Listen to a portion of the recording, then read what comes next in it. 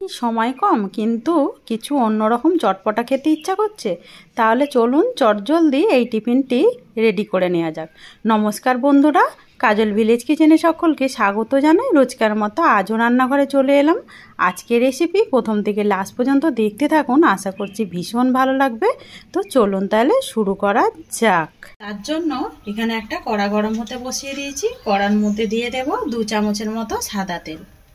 তো এখানে আমি 4 চামচের 2 চামচ দিয়ে দিলাম সাদা তেল। তেলটা বেশ ভালোভাবে গরম হয়ে গেছে।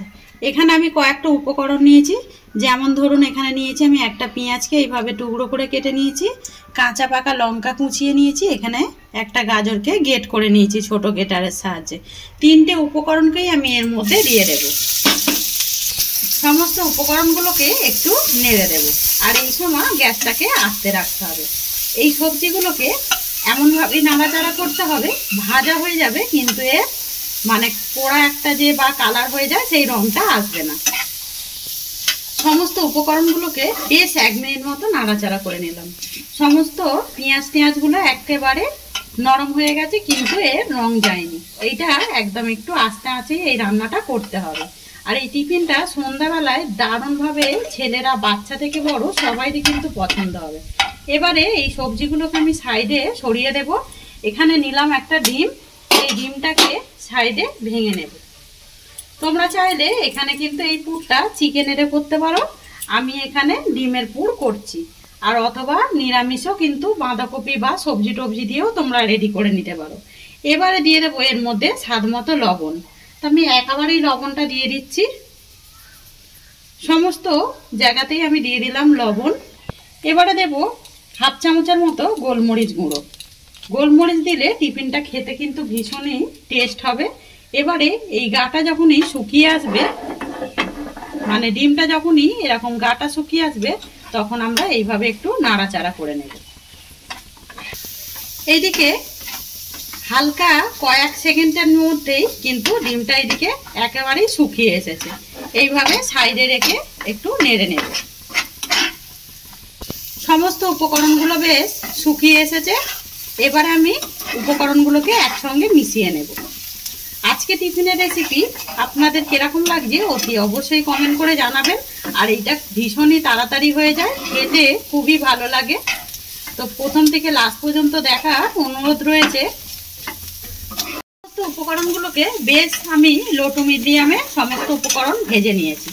এবার আমি এখানে দিয়ে দেব একটু সামান্য রঙের জন্য দেব একটু হলুদ গুঁড়ো, আর একটু টেস্টের জন্য দেব এখানে জিরে গুঁড়ো। তো তোমাদের হাতের সামনে যদি ম্যাগি মশলা থাকে তাহলে কিন্তু এর মধ্যে দিতে পারো। আর দিয়ে দেবো এখানে বেশ কিছুটা ধনে পাতা কেটে রেখেছি। এই ধনে পাতাটা দিয়ে আমি সমস্ত উপকরণগুলোকে আগে একটু মিশিয়ে নেব। ভালো করে পুরটা কিন্তু রেডি হয়ে এসেছে। এই ফাঁকে আমি এর মধ্যে দিয়ে দেব একটু টমেটো সস।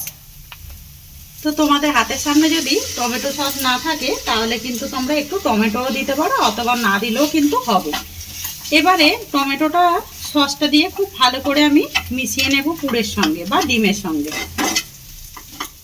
তো এইখানে আমি 1.5 চামচের মতো দিয়ে দিলাম টমেটো সস, যেহেতু এখানে একটা ডিম আর একটা আমি এখানে পেঁয়াজ ব্যবহার করেছি আর একটা গাজর, তার জন্য এখানে দিয়ে দিলাম টমেটো সস 1.5 চামচের মতো দিয়ে এবারে খুব ভালো করে মিশিয়ে নিলাম। এখানে কিন্তু পুরটা একেবারে রেডি। আর দেখতে কতটা সুন্দর লাগছে সেটা কিন্তু দেখতেই পাচ্ছেন।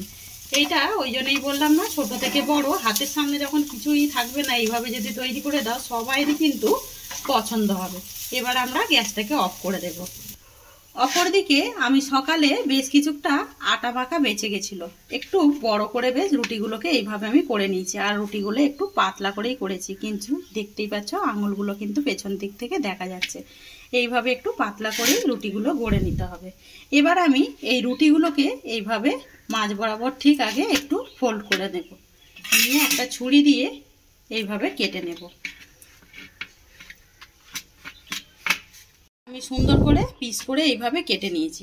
তো এবারে এখান থেকে আমি একটা রুটি নিয়ে নেব।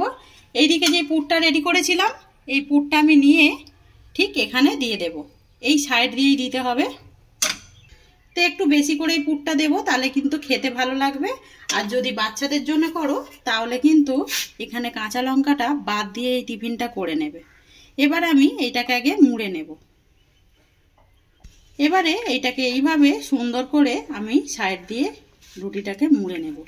এইটাকে নিয়ে এসে এইভাবে সুন্দর করে একটু এইভাবে মুড়ে নেব। এখানে কিন্তু একটা টিফিন দেখতে পাচ্ছ রেডি হয়ে গেছে। এটাকে আমি সাইডে রেখে দেব। সমস্তগুলোই আগে মুড়ে নেব। সমস্ত টিফিনগুলোকেই আমি সুন্দর করে এইভাবে রোল করে ঘুরিয়ে ভালো করে মুড়ে নিলাম। এবারে এইটাকে সাইডে রেখে দেবো। এখানে নিয়ে নিলাম একটা থালা। এবারে থালার মধ্যেও আমি কিন্তু একটা ডিম ভেঙে নেব। তোমরা চাইলে এখানে একটা বেসনের গোলাও গুলে নিতে পারো। আমি একদম ডিমের উপরেই আজকে রান্নাটা বা টিফিনটা রেডি করব। এবারে এই ডিমের মধ্যেও আমি কিন্তু দিয়ে দেব 1 চামচ। আমি 1 চামচ দিয়ে দিয়েছি কর্নফ্লাওয়ার। তো এবারে আমি এখানে দিয়ে দেব স্বাদ মতো লবণ বা মাপ মতো লবণ। এবারে দুটো উপকরণকে খুব ভালো করে মিশিয়ে নেব। দুটো নয় 3টে দিলাম, লবণ দিয়েছি যেহেতু। আর তোমাদের হাতের সামনে যদি কর্নফ্লাওয়ার না থাকে তাহলে কিন্তু সেই ক্ষেত্রে তোমরা এখানে ময়দা অথবা বেসনের একটা গোলাও কিন্তু গুলে নিতে পারো। এবারে এইগুলোকে খুব ভালো করে একটু কাঁটা চামচ দিয়ে মেশালে খুব সহজেই মিশে যাবে। উপকরণগুলোকে খুব ভালো করে আমি ডিমের সঙ্গে মিশিয়ে নিলাম কর্নফ্লাওয়ার আর লবণটাকে দিয়ে। এবারে আমি যে ডিমগুলোকে বা রুটিগুলোকে আমি রোল করে মুড়ে রেখেছিলাম এখান থেকে একটা নিয়ে নেব। এইভাবে আমি ভালো করে কোট করে নেব বা চুবিয়ে নেব। খুব ভালো করে আমি এইভাবে কোট করে নিলাম। এবারে এই রুটিগুলোকে আগে থেকে সাদা তেল গরম হতে বসিয়ে দিয়েছি, এর মধ্যে দিয়ে দেবো। এই সময় কিন্তু গ্যাসটাকে আস্তে রাখতে হবে। আর কিন্তু যে দিকটা আমি মুড়েছি সেই দিকটা দেখুন নিচের দিকে রেখেছি যাতে করে না খুলে যায়। এই একইভাবে সমস্ত রুটিগুলোকেই আমি এইভাবে কোট করে নেব।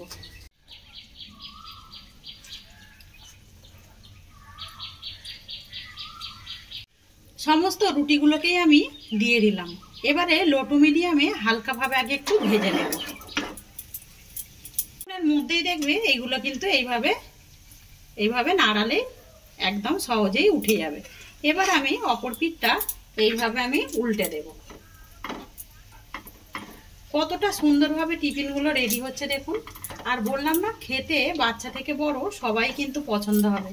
আর এর মধ্যে যেহেতু আমি আটা আর একটা ময়দা রুটি করে রেখেছি, এতে করে পেটটাও কিন্তু বেশ অনেকক্ষণ ভরা থাকবে। তো রোলগুলোকেই সুন্দর করে আমি এপিট ওপিট করে ভেজে নিলাম। আজকে টিফিনের রেসিপি আপনাদের কিরকম লাগছে আর কে কোথা থেকে দেখছেন অতি অবশ্যই আমাকে কমেন্ট করে জানাবেন। যদি রেসিপিটি ভালো লেগে থাকে একটা লাইক করে দিয়ে এইভাবেই আমার পাশে থাকবেন। সমস্ত রোলগুলোকেই আমি এই প্লেটের মধ্যে তুলে নেব। কতটা সহজে আর কতটা কম সময়ের মধ্যে একদম সন্ধ্যার টিফিনের জন্য রেডি করে নিলাম। সামনে থাকা কয়েকটা উপকরণ দিয়ে আমি সুন্দরভাবে মুচমুচে একদম টিফিন রেডি করে নিলাম। আজকে টিফিনের রেসিপি আপনাদের কিরকম লাগছে অতি অবশ্যই কমেন্ট করে জানাবেন। আর যদি ভালো লেগে থাকে একটা লাইক করে দিয়ে এইভাবে আমার পাশে থাকবেন, আমাকে সাপোর্ট করবেন। আমার এরকম নিত্য নতুন রান্নার জন্য পাশে থাকা বেল আইকনটি প্রেস করবেন। সবাই ভালো থাকবে, সুস্থ থাকবেন। ধন্যবাদ। আবারও কোনো নতুন রেসিপি নিয়ে ফিরে আসবো। আজকের মতো এই পর্যন্ত।